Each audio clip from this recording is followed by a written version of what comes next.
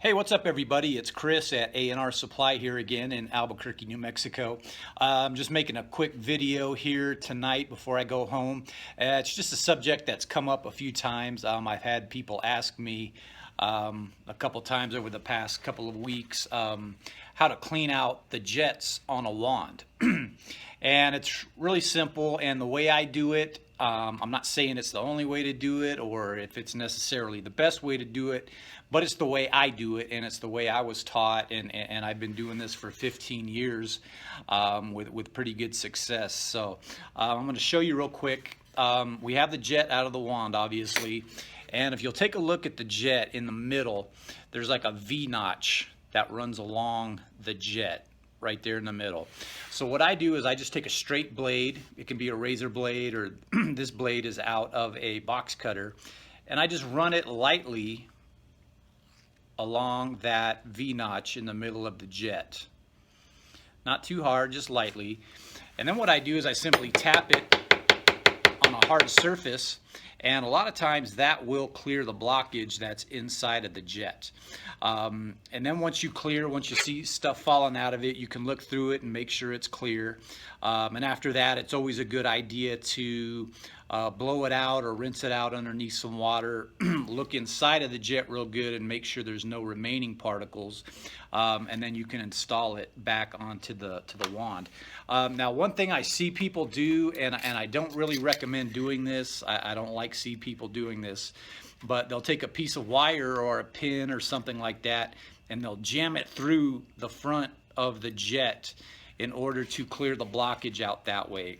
I don't like doing that because what it can do is it can deform the orifice and the angle of the jet to where you can damage it, and then you can get some really strange spray patterns and maybe some streaking problems out of your wand. So yeah, again, I don't like to see people pushing stuff through this side of the jet. If you feel like you have to use a wire or something, I would go through the threaded end of the jet and in between, and you can just try to lightly work whatever the obstruction is in there out of there.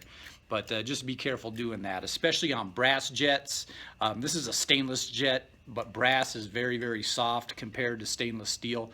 So just be careful running anything through the jet. But again, I don't recommend pushing anything through the orifice of the jet.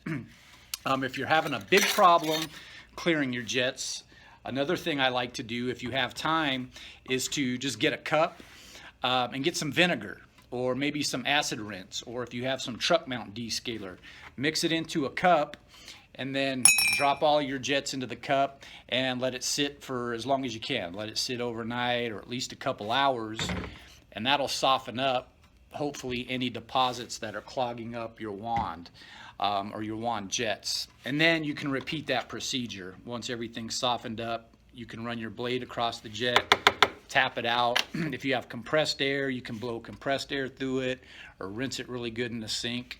But that's basically it. That's how you do it. And one piece of advice I have to give you is clear all of your jets out.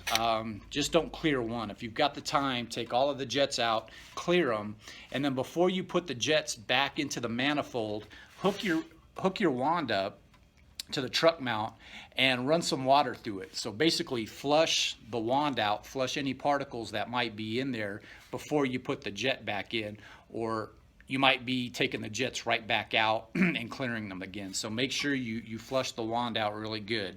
And it's also a good time to check on the other end of your wand the wand filter, or the wand valve filter, if you have one installed.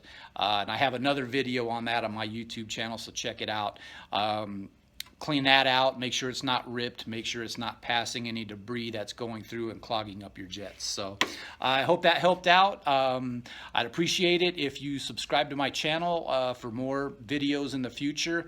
Please leave your comments, give me the big thumbs up if you like this video, and we'll see you next time. Thanks.